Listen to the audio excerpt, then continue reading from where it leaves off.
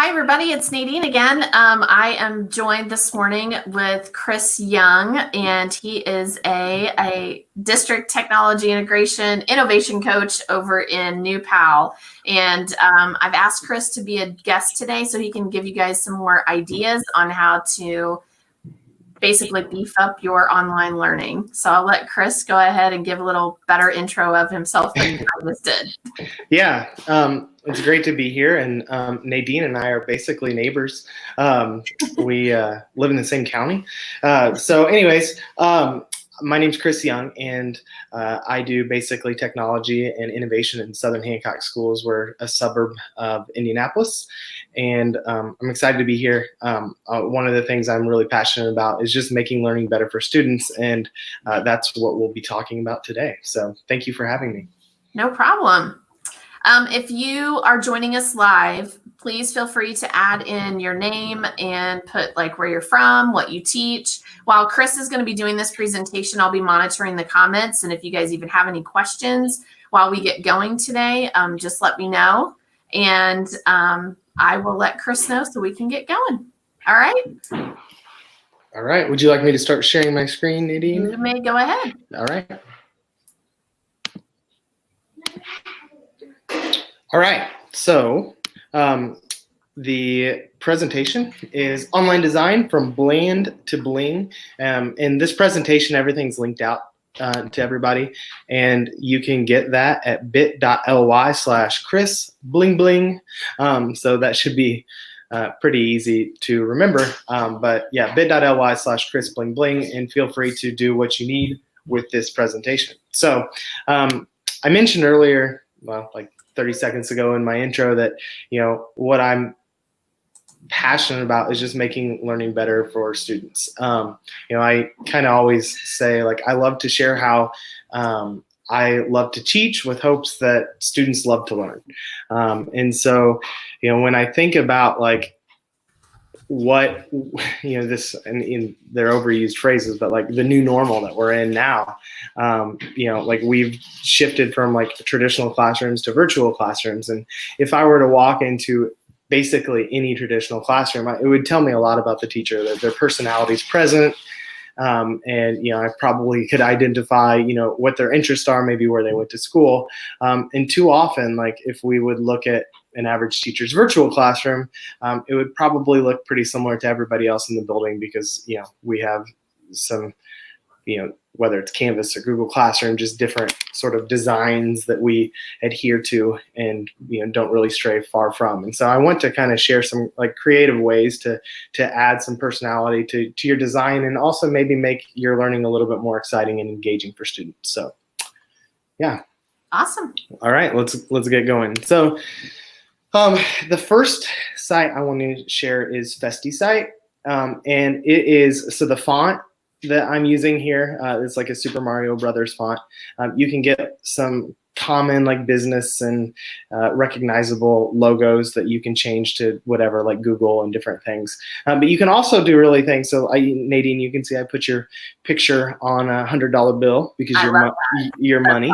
You're so money. So you can, so like, for example, if you wanted to do like, digital class, like for example, in the regular classroom, I know often teachers will have like classroom currency and different things. Like you could create different currencies, or you could put student photos, and it's super simple to like create and download.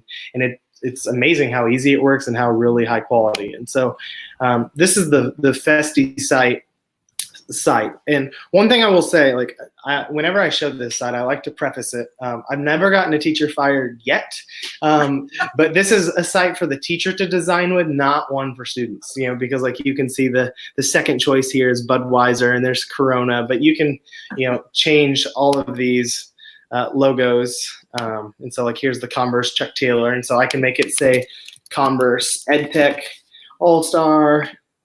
And then you could put in your teacher name.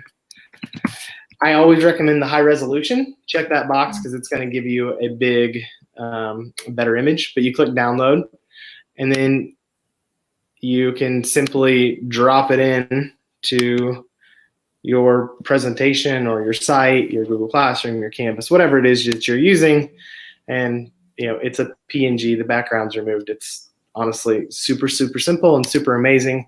And so those are the, the logos, and there's a whole bunch of different ones, but I also they have other stuff. I mentioned the money.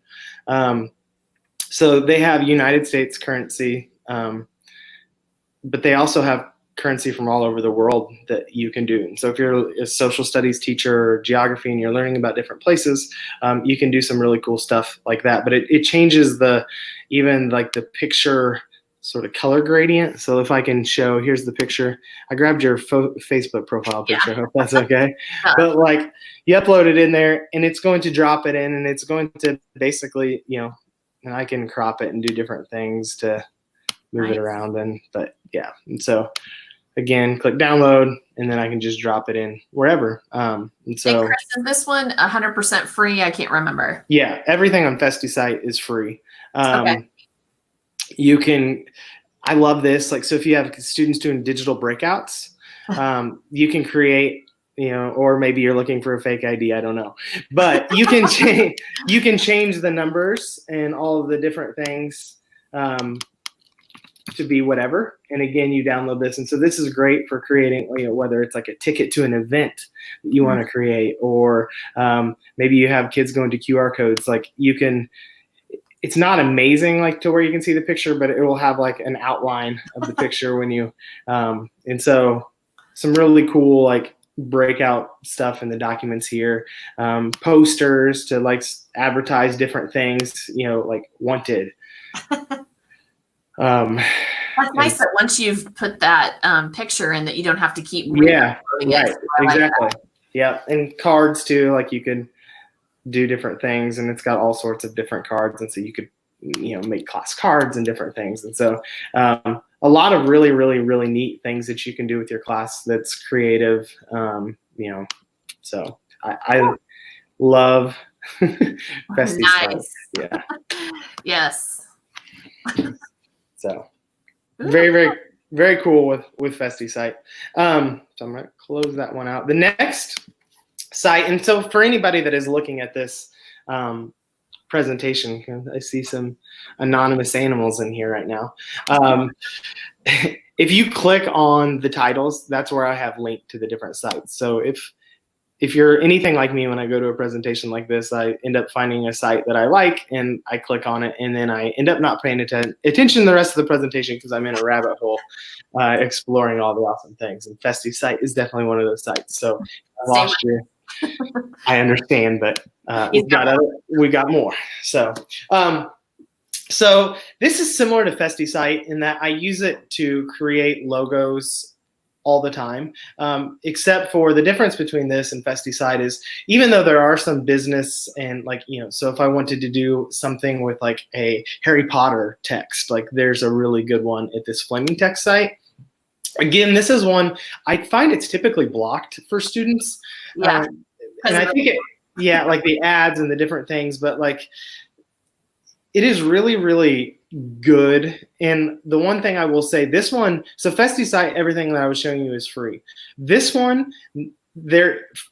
everything is free except for if you want to make your font huge, let's say you were trying to make a billboard, you would have to pay for that. But you can maximize the free to make it work perfectly for you. And I love using this site because there's so many options. There's literally hundreds and hundreds of pages of things that you can do, but it's just clean. And so for example, there's the Harry Potter one that I was showing you. But this very first one is one I use for a lot of different presentations. And it will give you different variations. You can change the background, or you can make the background transparent, but I click edit logo.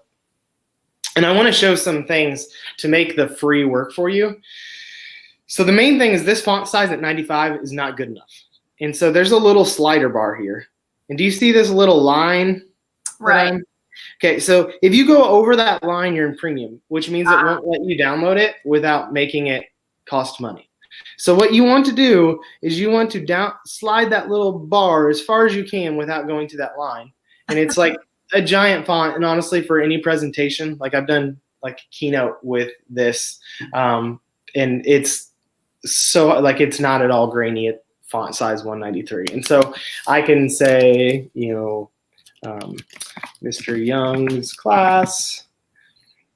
And I can change, there's so many different fonts, but I think this looks nice. And I can change the fill color. What's your favorite color, Nadine?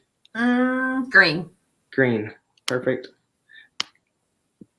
So we can go that. We can change the outline. So if I want that black to be a little thicker, I can do that. That's nice. Maybe the white, I want a little thicker. Boom. And so it honestly looks like a sticker almost now. Right. If I want to add shadow, I can. I usually don't mess with that. The next thing I do is I go to background. I almost always change it from color to transparent. But if you wanted like some fun backgrounds, like you can choose a bunch of different things to there, but I want transparent. And the final thing is I go next. And here is where like, I honestly think it throws people up because people are like, buy logo. You don't need to buy the logo. You can just click the download button. There's no watermark or anything like that when you choose it, and it will look, so like, let's just do it. Download it. And so again, if I wanted to bring that into the site, I drag it and drop it. And you can see like it's cool. It's perfect. And one thing too I like, so for example, I don't know if any of your teachers like ever have to migrate, or teachers watching ever have to migrate from like Google Slides to PowerPoint and to Keynote and Apple. Like whenever you do that, if it's like straight up font, like it will change the look and it will reformat it and stuff isn't right. When you're doing fonts like this is an image. So if I were to like basically, take this in Google Slides and transfer this to a PowerPoint, like if I were using images, they would go over perfectly. And so that's one nice thing too about using fonts that are images is that like they transfer over so much better than actual just like straight up like text box font. I agree with you on that one. And another thing too that I usually tell my teachers is that because some of them will get so excited about those fonts. But when it's an image like that, I also tell them like choose what you want to be the focal point rather than like trying to check out everything. Because I get some people that'll go from one to the other. Right. Yeah. Yeah. So yeah, I mean, I again like a header or whatever in that, and kind of like I did here, and just a standard text, like so. Perfect. But yeah, the main thing for this site to work for you is to, pay attention to where that line is, to where you can get the most out of the free version, because it works really, really well, and I use it so much, so I love it.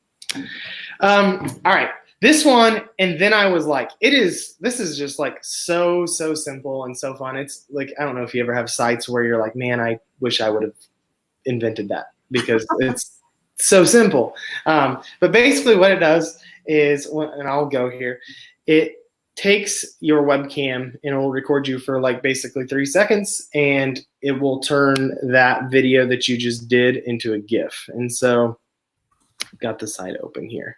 And so you come here to the site and it looks like this, and you say, I want to make a GIF. And it will warm up your camera.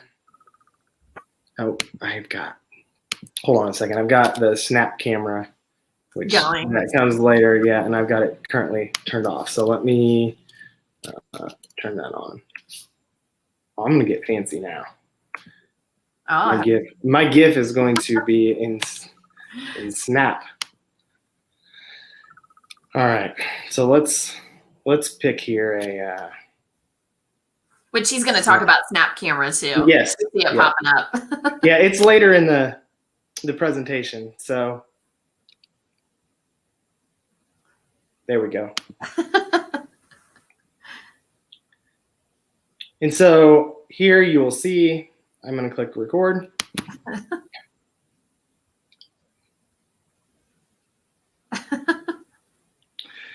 Oh, it's switched off, but I can crop it. I can do all sorts of different things. And let's even make my speed super fast. Boom. And so this is perfect. I'm going to save this GIF.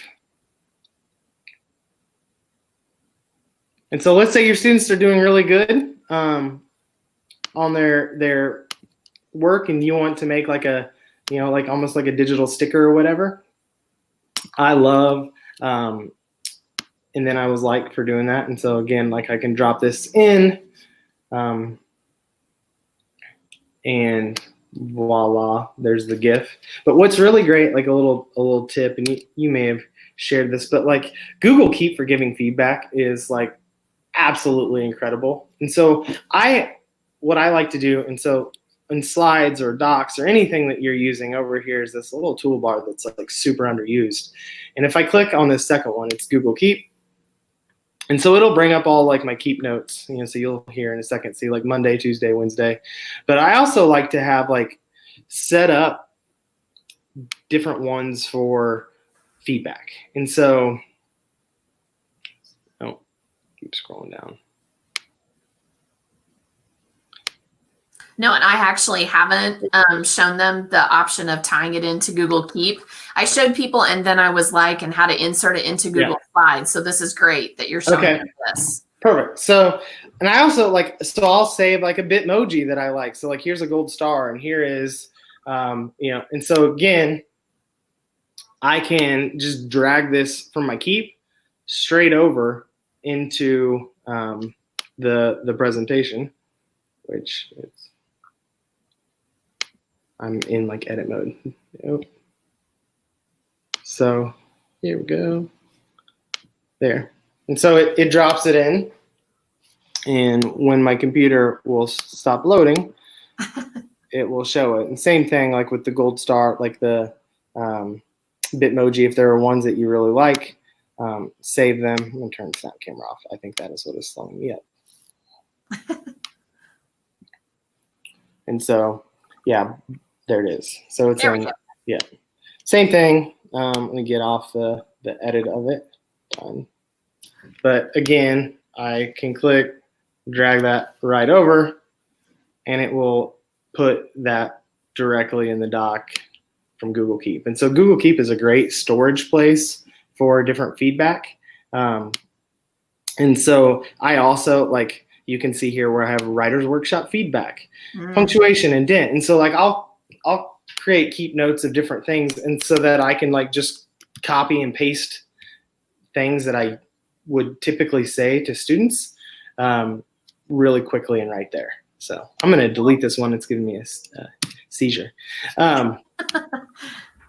But yeah, so the integration of some of these tools, even you could use like some of the Festi site, like for example, I talked about, like you could save this dollar, image to your Google Keep. And again, that's a kind of like a digital sticker that you could use to provide feedback that's a little bit more personal than just like, good job, Yeah, no, I love all of this. I love it for the feedback. Yeah. The next one that I want to share is Tall Tweets, and I know you use it. We met actually about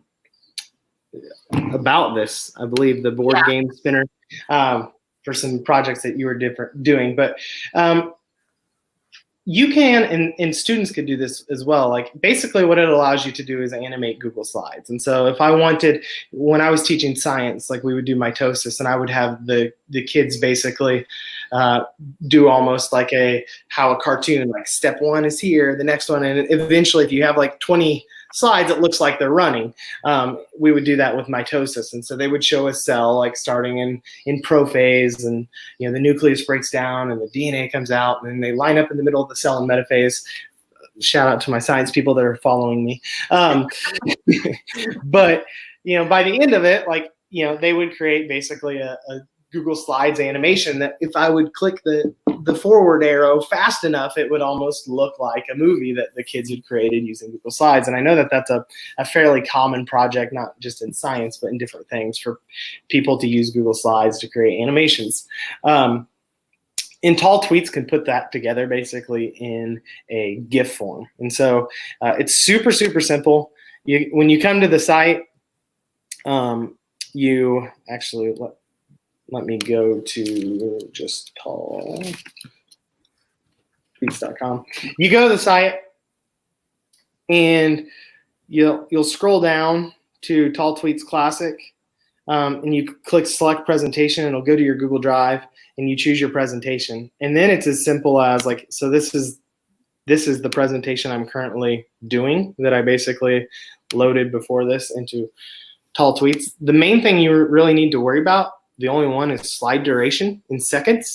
And so like if you wanted it to stay up each slide, like slide 1 for 1 second, you would put 1. If you wanted it to be pretty fast, like 0.5. So like in animation, when I do animation, I find like 0.4 and 0.5 are really good to where like the eye, like it seems like it's moving smoothly.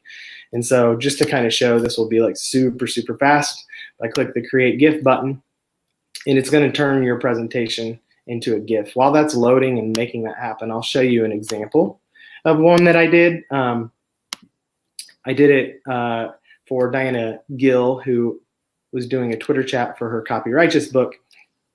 And we basically made like a board game spinner. And the question was, click an educator and share what. And so we had these basically celebrity teachers, Mr. Belding, Mr. Feeney, Professor McGonagall.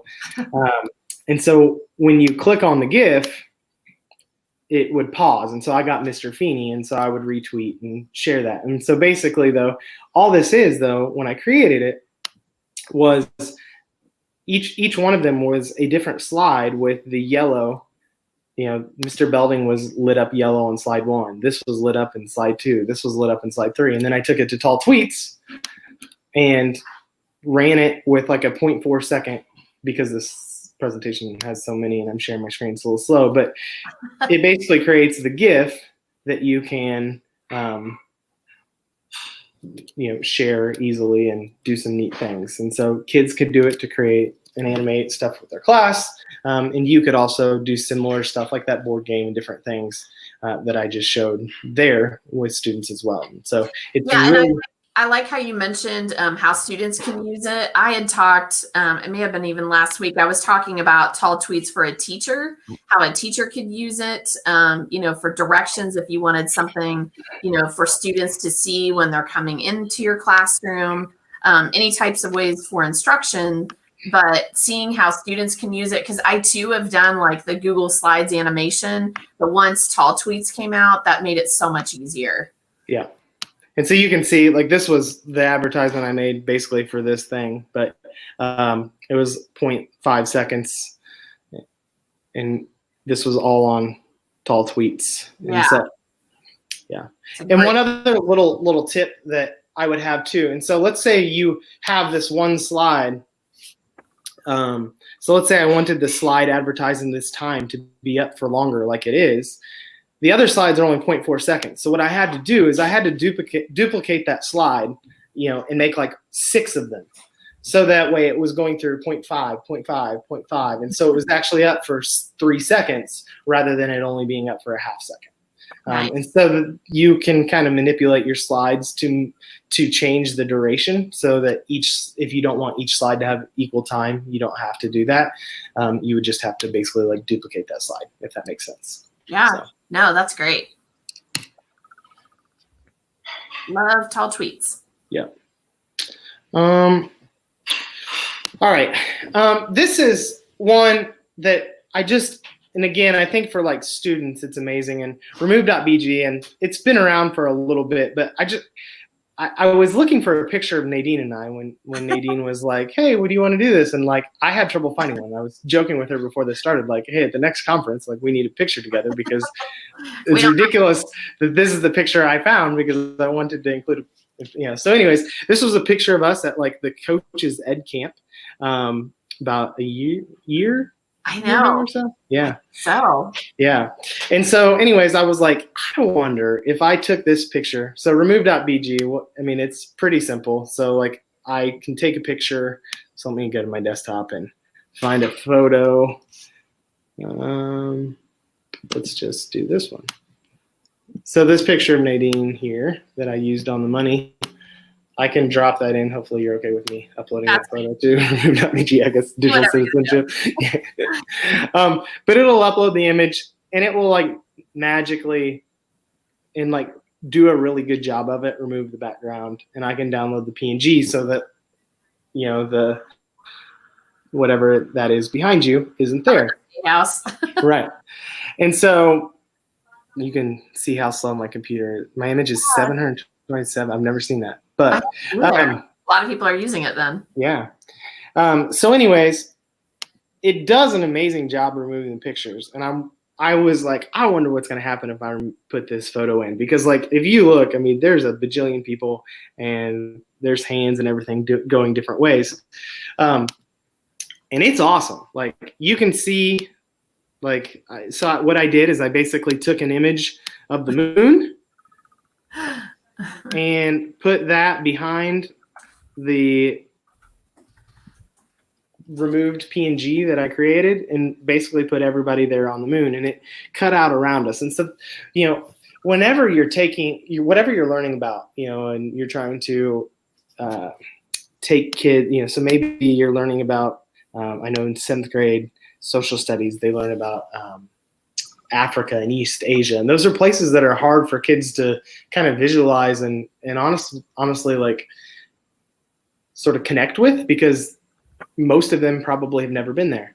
And so you can, if you have, let's say, a picture of your class from recess, or, group of students that you had when we were actually together in the class, you can upload that, and it's going to remove the background, and you can take kids to different places. Maybe it's a kid's birthday and you want to celebrate them and do something special. You can find a picture and upload it to remove.bg, and you can remove that background and literally take them anywhere. And so, this right now is just the background of the presentation, but if I were to go insert image and search the web, where do you want to go, Nadine? Italy.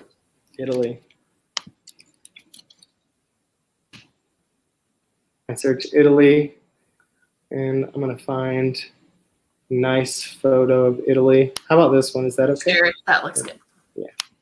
It's a nice cliff by the ocean there. And so right now that's in front. Let me first just fill the slide with it. And I'm now going to just send this to the back.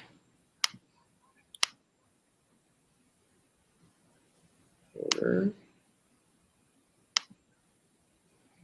And bam, nice. Some of them are floating over the water in Italy. But you can take kids anywhere, and it's a pretty cool thing that you can do. I like using Remove BD for student projects too. When I worked with 2nd graders at one of our elementary schools, I was already showing the kids how to put in, like, for their animal projects, how to put animals into that clear background. And then kids were like, well, I want to put myself in there. And they had, like, their hands on their face, like, oh my gosh, like, I'm in there with the animal. Right. Yeah. Well, and that's what's amazing. Like, too often, like, remove.bg, we use it for, like, people, but it's so intuitive, like, if you had a picture of a cat or a dog, like, it will recognize what the subject of the image is. And, so it doesn't have to just be people. It can be objects and things as well. So it's good. And I know with your Bitmoji, like, the people that created that remove.bg, that Unsplash, so you can do the similar thing for videos. Right. Yeah, unscreen. Well, and even Susie Hiley's in here, and she was like, I bet you're in the queue because there's so many people trying to do a Bitmoji right now.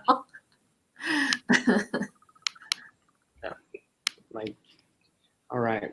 And then, sort of as we kind of finish up, a lot of our classrooms, have migrated, to Google Meet. And so I want to share some ways that you can make your Google Meet, like, I guess, next level. And the first, and you kind of saw it earlier, which we said it was going to come up, and that is Snap Camera. Snap Camera it's a Snapchat tool, but you don't need a Snapchat account for it to work. But if you go to, and it's linked, and the only thing though, like, it's not like it's an install. So on Chromebooks and different things, it does not work. But if you have, like, right now I'm on a MacBook, or if you have a PC or a Windows laptop, like anything basically where you can install software, you can install it. But it basically gives you access to all of Snapchat's filters, and you can do some pretty fun stuff with it. You can even favorite them. And so like I've favorited, and so here I am as Poppy. And what's even cool, so if there are Snap camera users that are like, I've seen this. So what you can do is you can favorite it. There's a good chance you probably haven't. I click buttons. So this lens hotkeys, you can set up like, so I have like Command-Shift-L is going to turn me into Queen Poppy. And so like I have basically alphabetized that I can turn into whatever, I want, like with these little shortcuts. So like I don't have to have Snap camera up and like, oh, which one am I going to choose? Like I can just, and I'm not sure, I don't have them memorized, but I'm going to turn into something here. The police, right? So you tell kids you don't want them cheating on their assignment, like you do your little shortcut here and you can turn into that. And so let me see some of my other like favorite ones. The Tiger King one. Yes. It's a good one. The nice Bob Ross. Ah, yes. And and my personal favorite, Post Malone. Nice. So if there are any teachers that wondered what they look like as Post Malone, you can have Post Malone teacher class for that day. The kids will think that's pretty awesome. And I have a shortcut to basically turn it off. So like if I hit Command-Shift-S, it's gone, and I'm back to being normal Chris. And so again, same thing. I hit Command-Shift-S again, and it's going to remember what my last one was. And so cool. Yeah, I like the shortcuts there. Yeah. And then the other one, which I want to show this because so the two common platforms for online virtual classes now is Google Meet and Zoom.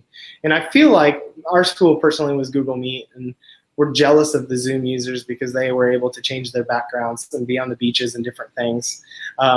And on Google Meet, you were like stuck with whatever. And also, I don't know if you've done Microsoft Teams, but Microsoft Teams, one nice thing they have, I wasn't able to change the background, but I was able to blur the background, which is nice too, because like maybe you don't want to, even though it's good to be personal with your students, maybe you don't want to be that personal to where they know everything about your house.